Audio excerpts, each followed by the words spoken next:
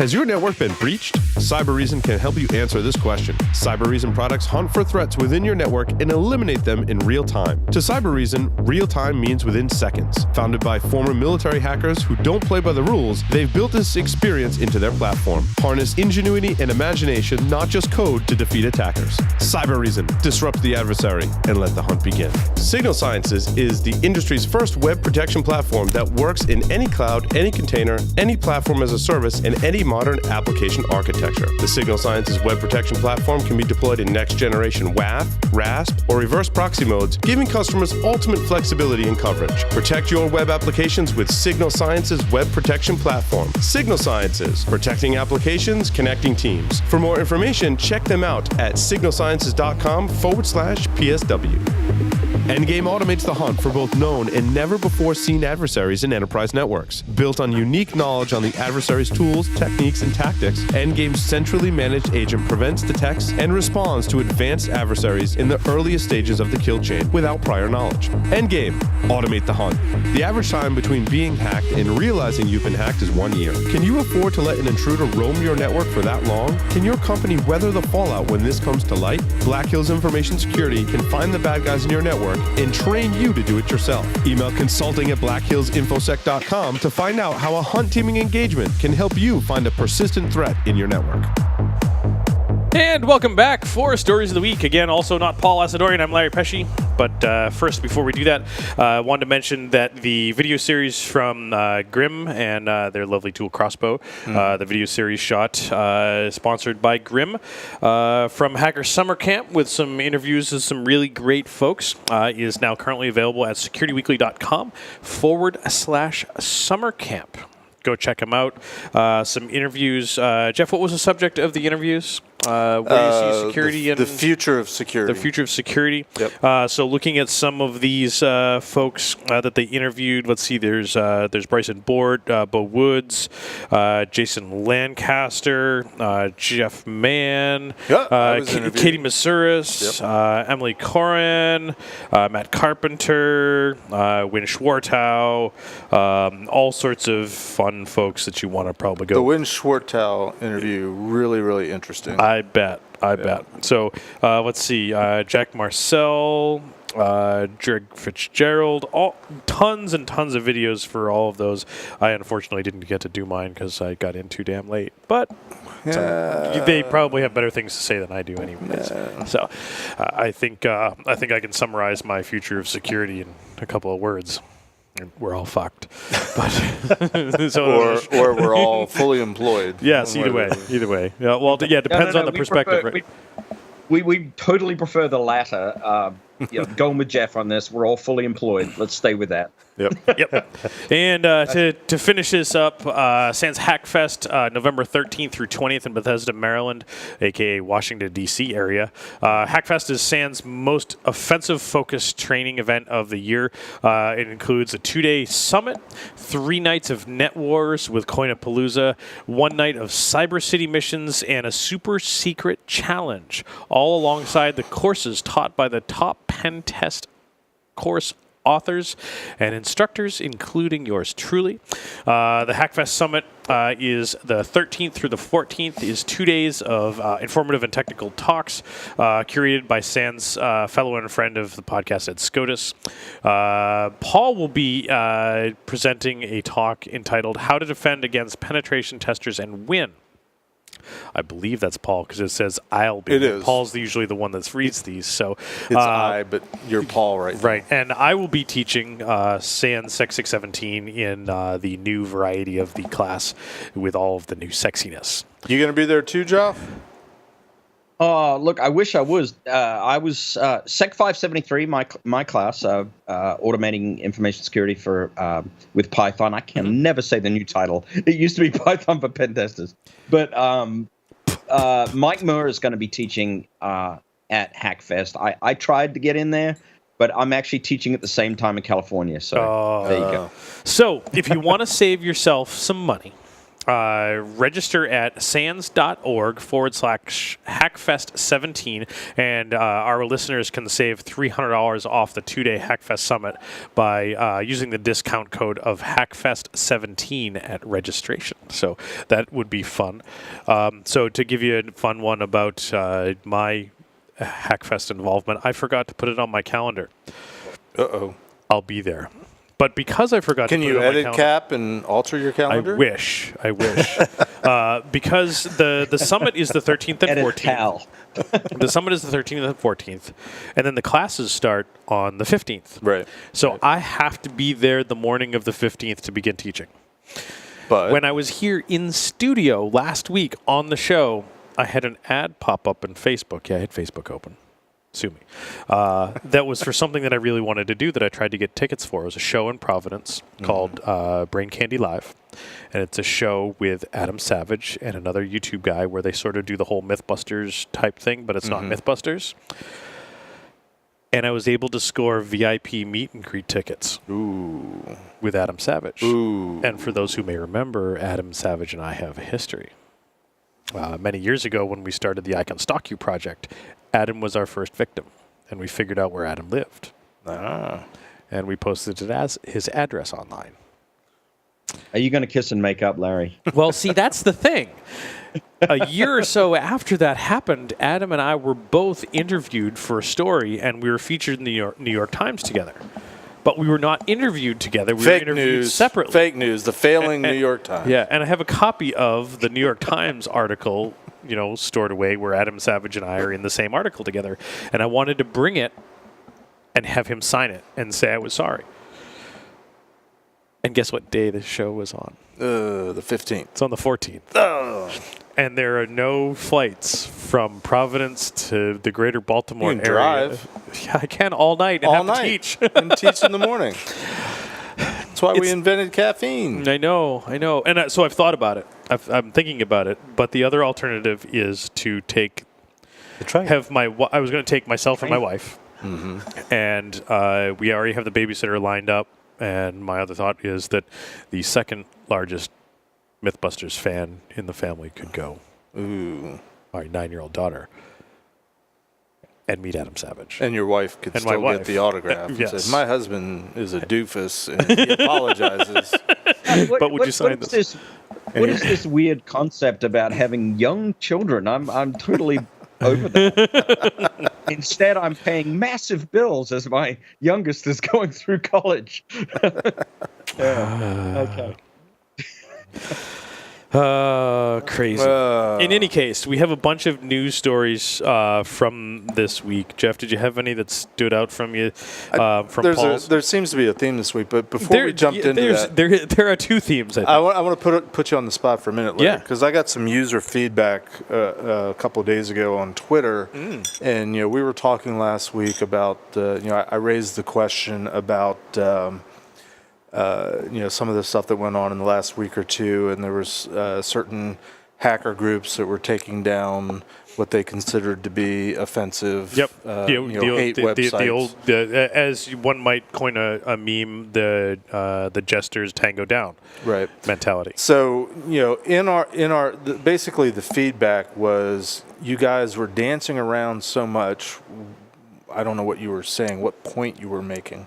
So I wanted to see if we could just kind of clarify, hopefully in short order, what we were saying last week about, and I think there's a couple points. One, if you're some sort of a hacker and you think of yourself as a hacktivist, are you ever justified in taking down a site that you think is offensive? And I think the other side of the coin was, where I think we were talking mostly was the legitimate takedown of sites by the various providers or some of the companies that provide protections to websites based on usage violations or license agreement violations. Yep. I think we got a little bit too vague and people weren't sure where we were falling in terms of either making a recommendation or what our position was, if any. So me personally, in my personal opinion, if you consider yourself a hacktivist and you find a site that is offensive, but not. And this is a global community, and where we may live, various rules apply. Here in the U.S., we have this thing called the freedom of speech, and I have the right to spew language that is offensive to other people, but I have a right to do that. And you can choose to be offended or not. But if you consider yourself a hacktivist, in my opinion, and there is a website that you find has material that is offensive to you, and you take it down through some means, I don't necessarily agree with that. I may not think that you are wrong in doing so, because I may also be offended by it, and I may not want to perpetuate those type of stereotypes and that type of language. Right. But that other person, depending on this whole geopolitical mess, may also have the right to say it. Right. I don't have the right to yell fire in a crowded theater, but I have a right to write a story about someone who yelled fire in a crowded theater and put it on the internet. So me personally. Now, that said, on the other side, about a provider, my opinion of a provider saying, hey, you want to use our service, here's what you agree to. And you agree not to have these certain types of things on our service. And if you do, you're out of here. In my opinion, I totally agree with that. That's like, I own private property, and you want to come in my yard and wear a green shirt, and I don't like green. Green offends me, and in fact, green gives me this really bad rash. I can tell you on my private property that I've paid for and I maintain, you can't wear green because it gives me a rash. Right. And that's my right. That's something that I've built, and I maintain for mine and for my friends and for people that pay me to come to use, but they understand if they're going to do this here, they can't wear green. Right. It's like when you go to China. You expect to have certain rights when you go to China, or lack thereof of certain rights. My opinion, same sort of things, and to bring the political to it. So no dancing, and again, my personal opinion. Jeff. And I think I pointed out on the show last week, and maybe we did get mixed up a little bit and danced around it, but along with constitutional privileges in the United States comes civic responsibility, and civic responsibility is encoded in law. And, arguably, hacktivism breaks law. Not arguably. In fact, in a lot of cases, it does. Sure. And I would not condone nor endorse breaking the law. And, that's it. I don't condone it. And it's just that simple. Philosophically, I may absolutely agree with the actions that were performed, but legally, I do not. Yeah, I think philosophically, I feel like if a hacktivist is going to go after something that most people would say is offensive, like a hate site, sure, that's more productive use of their time than some of the more nefarious things that they could be doing. So from that perspective, I'd be inclined to say that maybe that's a little bit more productive. Do something to advance, humanity or protect society, but rather again, than just stealing money. Right, but now that of course is a really slippery slope. But it is a slippery slope, and I think one question, which I don't know the answer to, and I'm not sure anybody knows the answer to, and I think it's a question that's being raised by recent events, and it's not something for us to figure out here, is simply the question of how far do constitutional privileges or rights in terms of free speech extend to what most people would universally say is bad, which is hate speech. I think that's one issue. I think if I was going to summarize what we're trying to say here is, if you're a hacktivist or if you're just someone that's in the industry and stumbles upon a hate site, there is a way to call to attention the existence of a particular hate site to its providers, to whomever. They may be, in fact, violating their user agreement, and there's a way and there's a due process to have them taken down. And certainly, a lot of them have been taken down recently for legitimate reasons in terms of violations of violation of user agreements and the terms. That while it's not as fun, maybe, or it's not as immediate, would be more the legal right thing to do. You know, we can never condone illegal activity. I don't think. I wouldn't. And me thinking about that as you're saying this, I'm thinking about, well, that would be the hacker's approach to the problem. Right. There's always more than one solution to a problem. If you don't like this particular site, and it's because of some geopolitical type of thing, maybe it's hate speech. You know, someone has a site that say they hate cats, and you love cats, even though you can never finish a whole one. You go to the provider and you look at the provider's terms of service where they're providing this, whether it be through the ISP or the cloud hosting provider or whichever, and you look at their terms of service and they say, in one of those sets, they say, well, we built the service, we create the rules here, and you're not allowed to have any content that says you hate cats or talks about the hate of cats. Right. Or just post your own site that puts the counter position. You know, take a positive position, a positive stance. That's right. You have the privilege of freedom of expression, so you can, and you have the internet at your hands.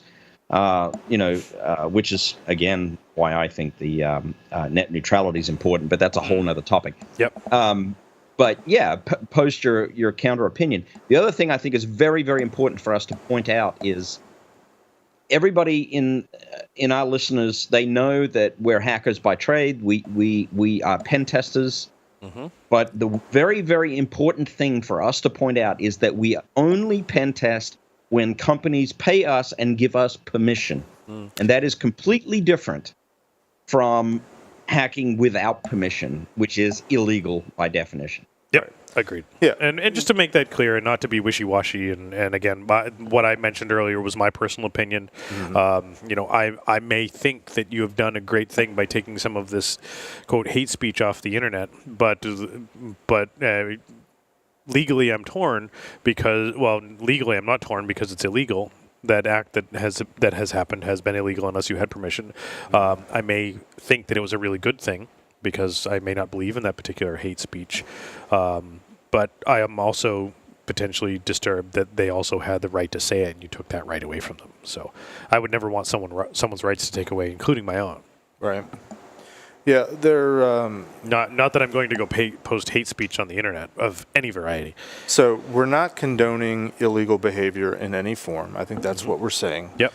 Whether it is posting hate speech illegally or in taking violation, it down, or taking it down illegally. Or taking it down, regardless of how much we might agree with, this shouldn't really have a right to exist out there. Yep. So hopefully that's clarified that a little bit. I don't want to take too much time on it, but I think we've probably already taken too much. Probably, but I think it's an important issue, and it's certainly one that's in the forefront. I guess the analogy I would make is, and I forget what city it was last weekend, where there were alt-right, neo-Nazi, whatever protesters showing up, and there were dozens of them, and they were met by like 30, 40,000. Was it Boston? Protesters, counter-protesters. How do you do that, which is a legal recourse, and put it in? And let's put it this way: in that case, both sides have the right to protest. But one was incredibly more aggressive.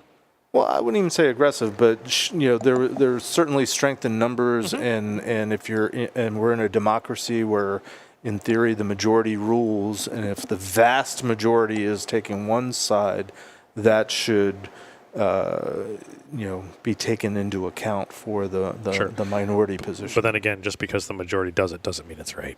No. Yeah, that's right.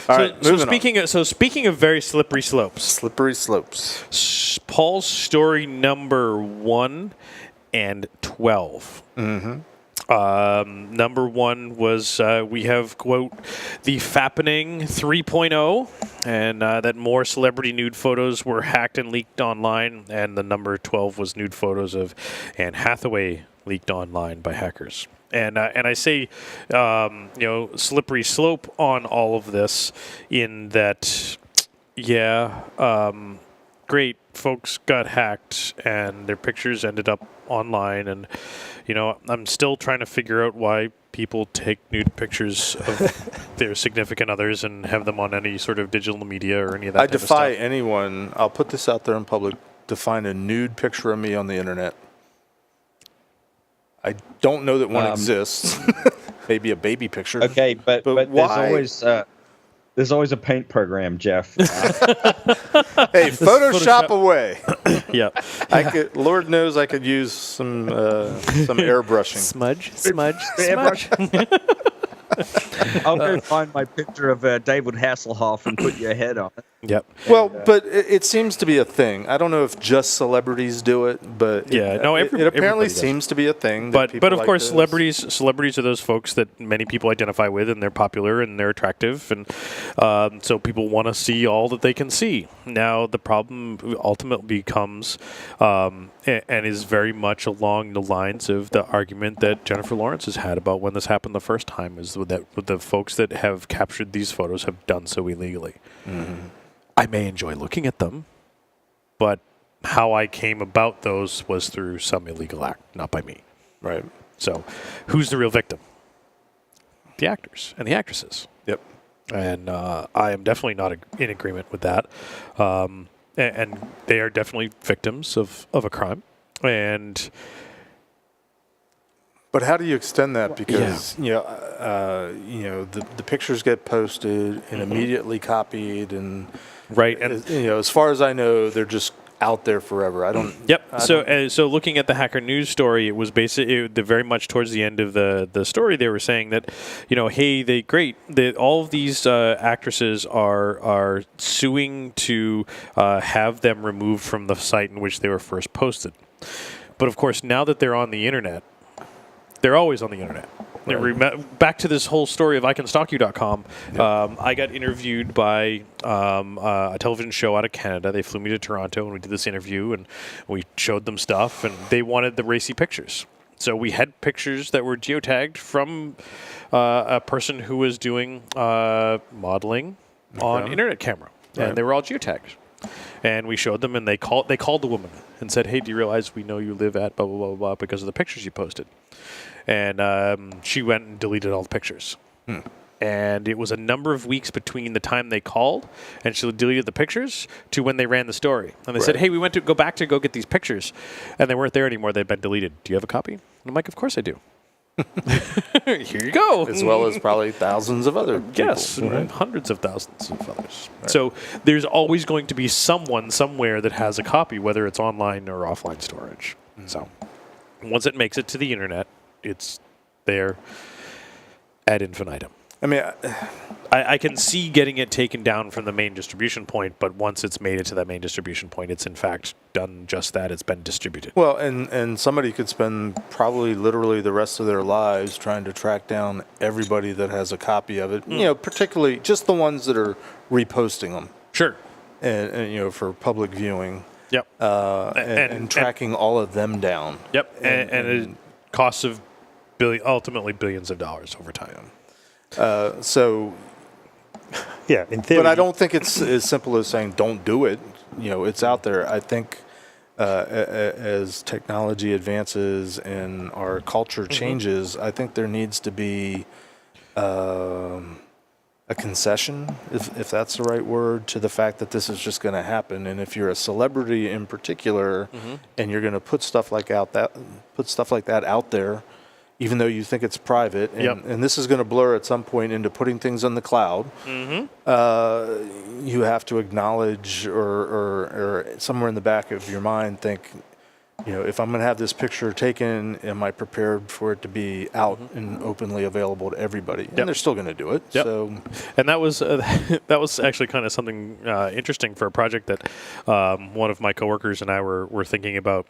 I think we talked about it on the show last week about what in anybody's right mind makes it seem like a good idea to join a dating site, and as part of some of the first communication with someone you think you might be attracted to, you send them dick pics.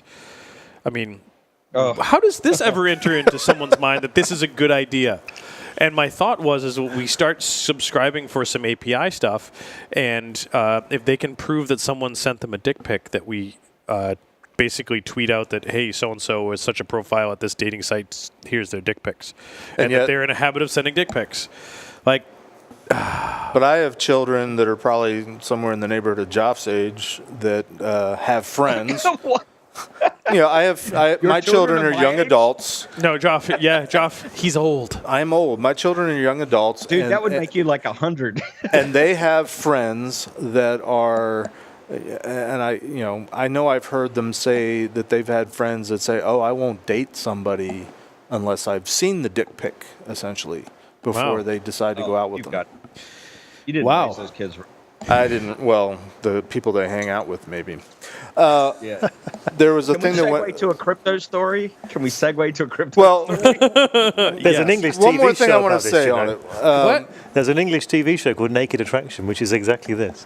Wow. You see everything. See, in Europe, before you do the first date. Yeah. Huh. In Europe, it's all different. One other thought. Different rules for Ask Krabby Krabby in Europe. Somebody on Twitter put out the idea based on this whole Fappening thing that for all the money that celebrities spend on bodyguards, why aren't they spending money on data bodyguards or data security guards? And I was just trying to think of what would that look like. How would somebody even go about emerging doing market that? data bodyguards? Yeah, but what would they do? Let me escrow all your pictures and I'll protect them for you. Like that's ever worked out. I don't know. I mean, they were being tongue in cheek, but it is an interesting idea. I just don't know how. I gotta go. I got a business plan to write. Larry, I'm going to contact all the female actresses and say, "Let me have all your pictures, and I'll protect them. I promise." Move on. Let's do something. Something else. And in other news, the data bodyguard company gets compromised and released photos. Never mind. They outsourced to another data bodyguard company. They have infinite regression. Yes, Joff. I was actually serious about the crypto story. I like story number 6, Larry. Sysadmins told to update their software or risk killing the internet. Killing the internet. Really, I think it's mistitled. Well, look at the source. Yeah, the register. Yeah. The register. But the story is really about killing the DNS, and apparently the DNS signing keys are changing for the first time ever since DNSSEC was put in place, and it's a response to key length, which is understandable. So the zone signing key at the root's changing, and thus the key signing key has to be changed, and everything has to be re-signed. And like it's a story of doom and gloom. But if you're a DNSSEC fan, which we hope everybody is, make sure you update your root definitions to include the appropriate new key information, because otherwise you're going to get in trouble. One might argue that when they did the initial DNSSEC implementations and did the root key creation, they didn't think about the longevity of said key lengths. Right. And that's not a very big key either. 2,000-bit key. I mean, a lot of companies are using 4,000-bit keys just for their internal PKI. Yeah, I don't think they went far enough, actually. That's right. If you're going to go through the pain of changing, go for a few more bits. Go for a few more bits. Yeah, like double the amount of bits. Right, yeah. I mean, 4,000 bits is sort of becoming the norm for root keys. Now, that said, of course, that has some impact on... It makes things slow, but this is the root key. This is not being used very often. Exactly. So, but if you're a DNS if you're a DNS administrator in any ISP, go check this out. You have to update stuff.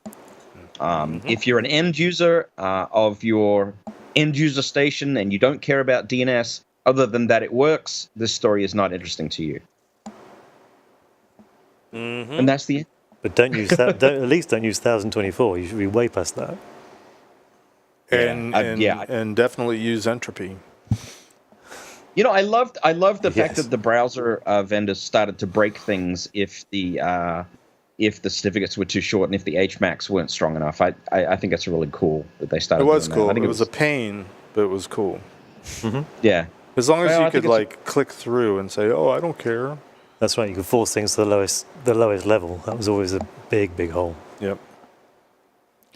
Anyway. Yep. Okay, back to you, Larry. Okay, so one of the other ones that I thought was pretty neat that Paul brought up in the beginning of the show there was that a company offers $500,000 for secure messaging apps 0-day exploits. So Zerodium announced new pricing structure on Wednesday, and they're willing to pay out $500,000 for fully functional remote code execution and local privilege escalation vulnerabilities in Signal, WhatsApp, iMessage, Viber, Facebook Messenger, WeChat, and Telegram. Ooh, I'm a Signal user. I like that app. I now use Telegram. I use iMessage. I use Facebook Messenger because it's needed. I use Signal and I use WhatsApp. Well, Yeah. I think this is interesting because it's why not? Why not crowdsource trying to figure out whether these things are secure or not? Mm-hmm. I agree. Similar to what you were saying about the algorithms. Start proving it an takes algorithm, 10 years to prove whether an algorithm is sound or not because you're waiting for somebody to break it. Right. Now, I don't know if anybody offers a bug bounty for breaking an algorithm, but maybe they should. There's a lot of pride. There is a lot You of become a pride. superstar in the crypto world if you do. Yeah, sure. Yep. Now, I don't know that there's a downside to this. well, in this particular case, I might argue that offering that kind of reward for these particular apps has a downside. Why? Why? What does Zerodium do? I don't know, Zerodium is a premium, from the article, Zerodium is a premium exploit acquisition platform by the infamous French-based company VUPen that buys and sells zero-day exploits to government agencies around the world. So they're considering it an investment. 500,000 is a drop in the bucket for what they'll be able to flip it and sell it for To governments. to a government. Right. But Well, still, why not incentivize people? I mean, there's a legitimate market there. I agreed.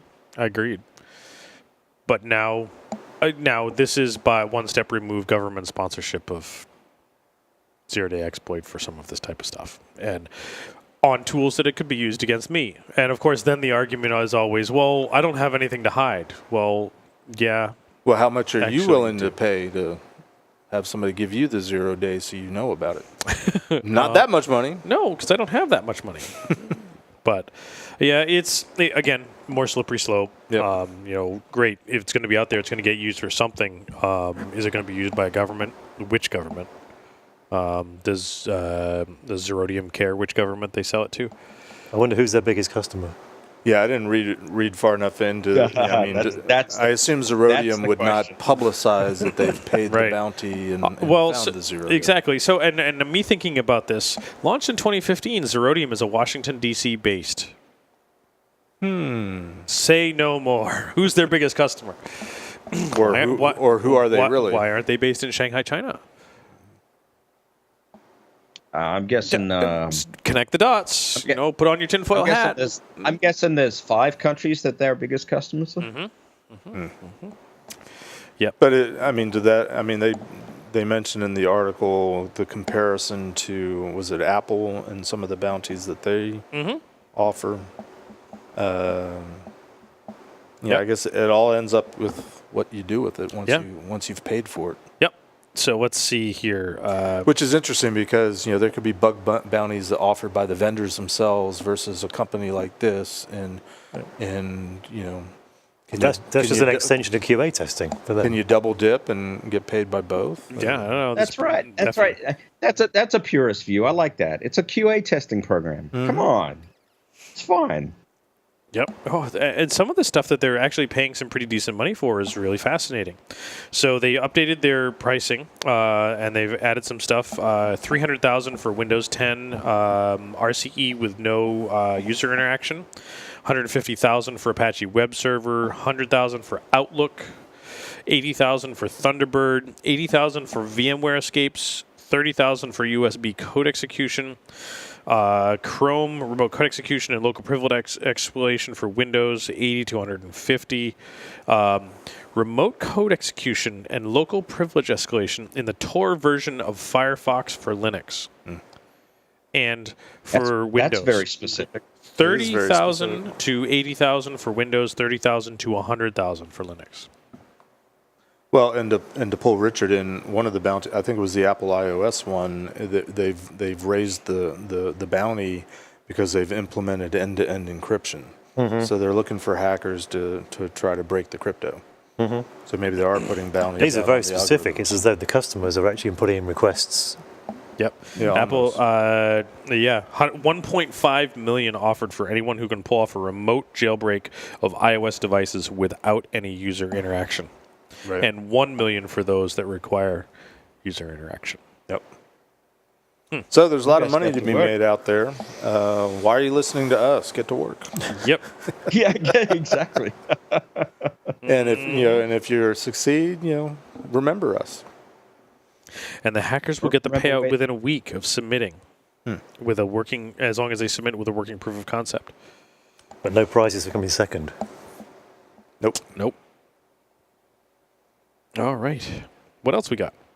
Well, there's several articles that kind of relate to data out in the cloud. Yep.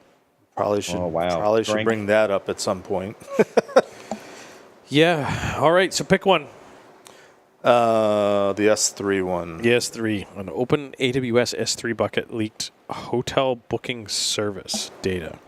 Oh, dude, I've actually run into this while I'm pen testing. Did I tell you the story? Of course, I won't name anybody, but Of course. I did have a pen test at one point where I pulled down the source code repository and the S3 API token was in the source code repository. So, on the production web server. Yeah. Whoops. Yeah. So I think there's Shit happened. Shit happened. Yep. in the rush to the cloud, cloud vendors are, and I'm not going to name anyone specifically. I think they all are guilty of this at some level. Put all your stuff out on our platform, and you'll be fine for fill in the blank, whether it's PCI or some other regulatory standard, HIPAA or whatever, Fill or, in the or just fill in the compliance blank, or just we'll protect your data. Our data centers are completely PCI compliant. All of our traffic runs through a firewall. Now, because this one Video was cameras interesting everywhere. because, two things. One, and I won't, read the article. You'll see the names of the companies, but the claim was, hey, we saw a bunch of data from this source, including credit card information, including CVV codes, which are really bad, and so on and so forth. And, of course, with my PCI background, the first thing I'm thinking is, why wasn't it encrypted? But I'm sure the cloud provider was saying, "Oh, we provide secure." Oh, yeah, all of encrypted our disks are storage. encrypted. It's all encrypted, and yet it was out there. It was available. Sort of the second thing, it's sort of tied together. The victim, if you will, the source of all this data initially was saying, "Oh, you didn't get that data. That's not out there. There's no way." They denied it rather than dealt with it, which I think is a separate issue that we should probably discuss. If you're the victim of a breach, and this wasn't even a breach, this is what someone's saying, hey, we saw all this data out there that we probably shouldn't have seen, just to let you know. They should be saying, ooh, thank you very much. Let's go to the cloud provider and let's Let's get this fixed. Yep. Whether it's our fault or their fault or whatever.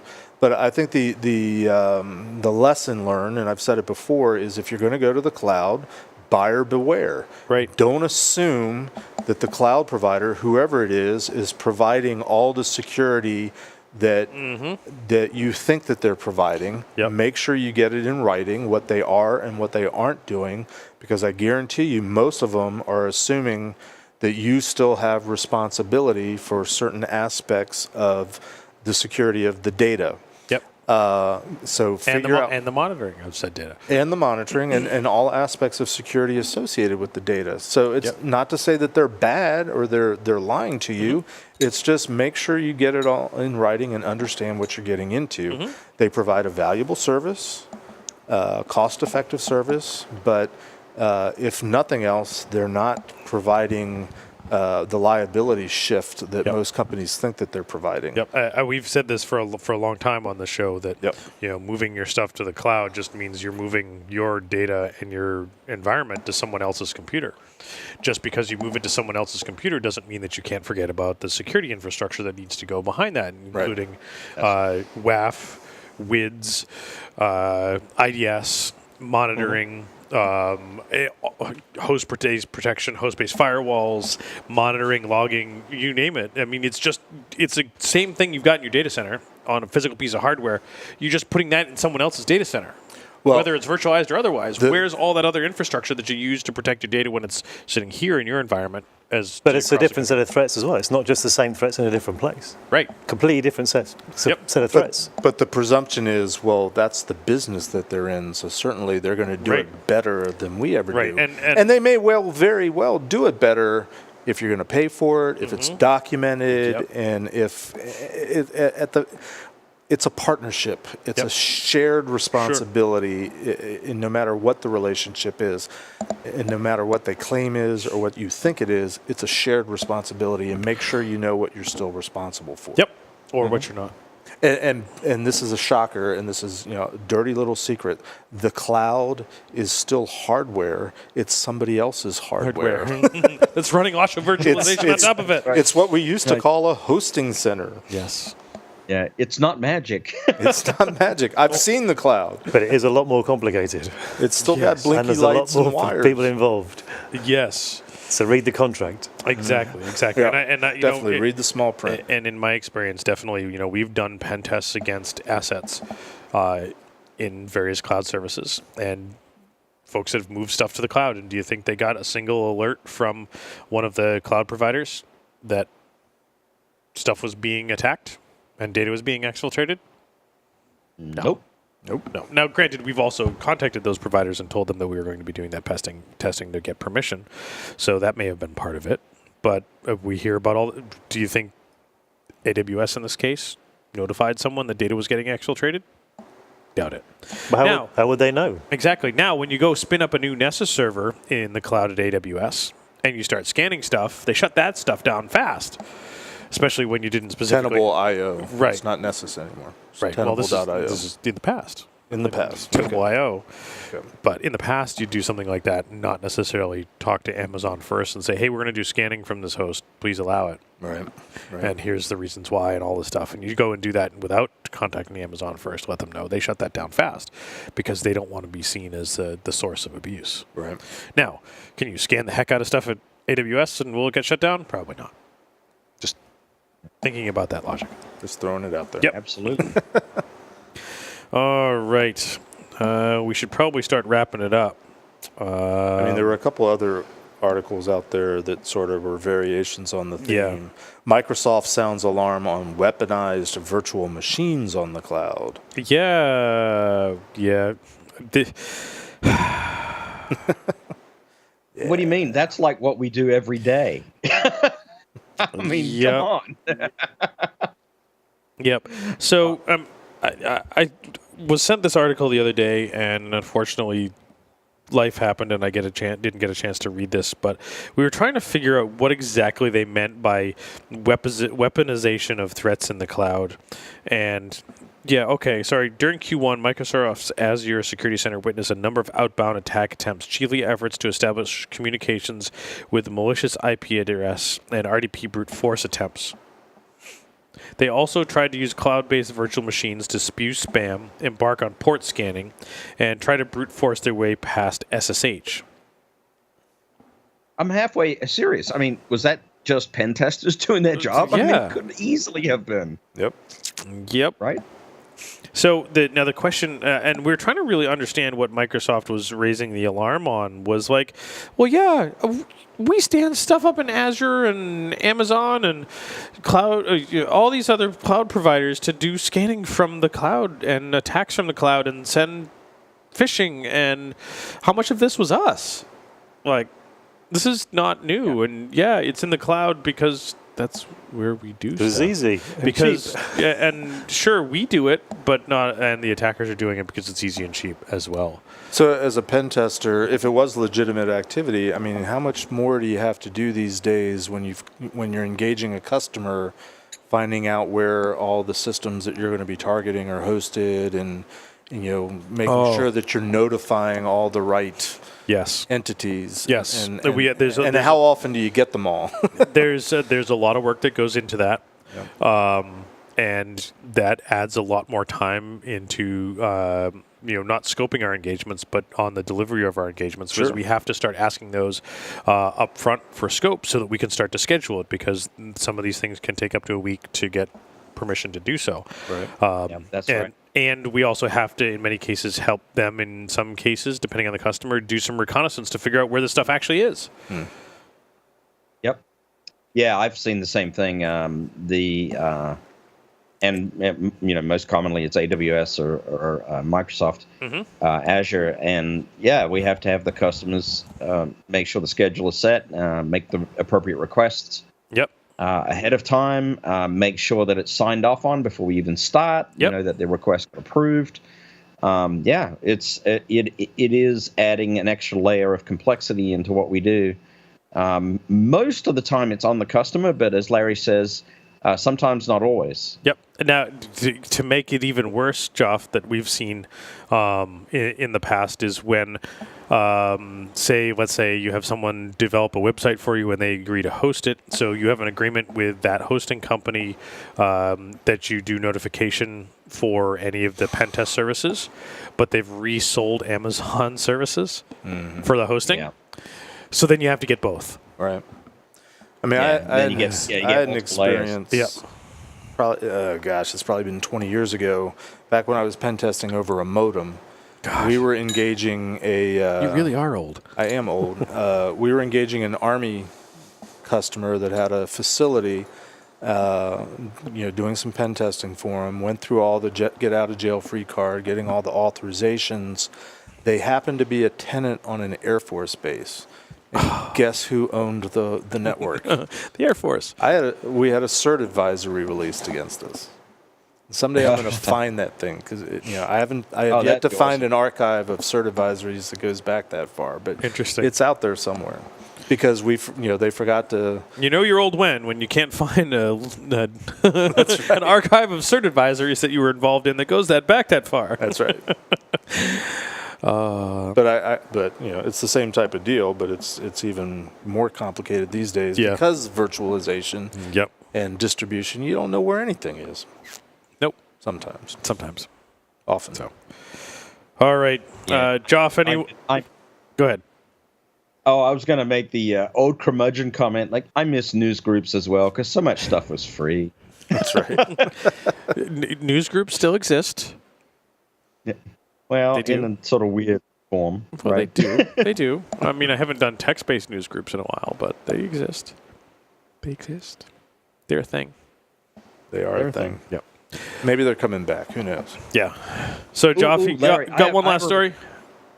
I don't have a last story, but can I take us out? I've never done that. Oh, you know what? I think that would be a great idea. If Larry is Paul, Joff can be Larry. I think that'd be appropriate. I think that makes good. So gentlemen, let's call it a night. Joff, take us out. On that note, everybody, over and out.